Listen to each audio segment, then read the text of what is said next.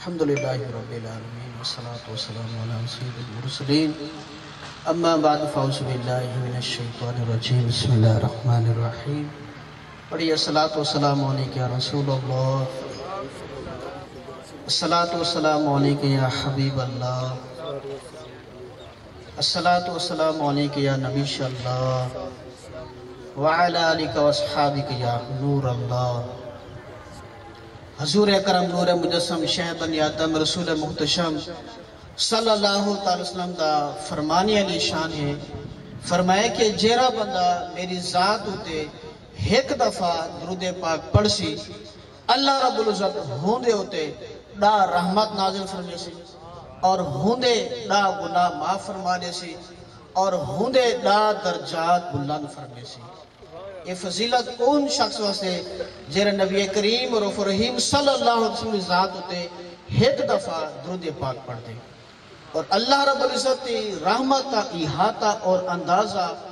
اصل لوگ نہیں کر سکتے کہ خدا تعالیٰ دی کتنی بڑی وسیع رحمت ہے،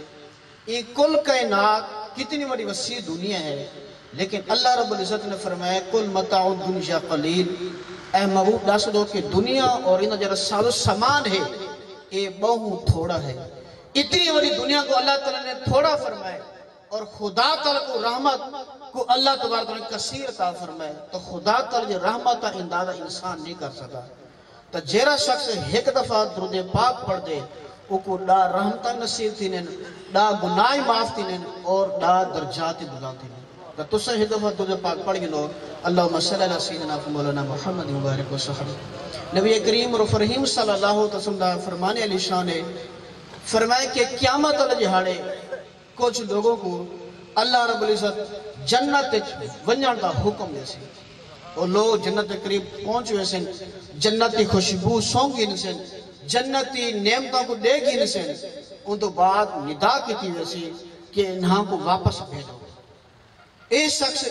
لوگ اتنی حسرت واپسی لوٹ سن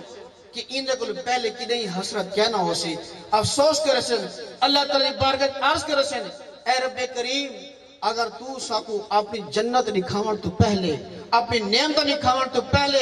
اگر ساکو جہنم میں داخل کر دے میں ہاں تو یہ سالوں زیادہ آسان ہے بنسبت ہون کے کہ اصلا جنتی نعمتیں دیکھ چکے ہیں اور انہیں خوشبوئی سونگ گئے ہیں، ہون ساکو محروم کرنا سارے واسے حسرتی انتہا دے گی۔ اللہ رب العزت ارشاد فرمائے سی کہ اے لوگو، اے بدبختو،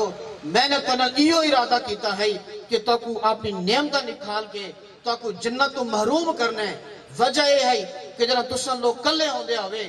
تا میرے کو لوگ نہ ڈر دے ہوئے، میری عزت نہ کرنے ہوئے، جنہاں تسان لوگاں کو لوگ ہوں دے ہوئے، وال ان لوگاں دے وجہ تو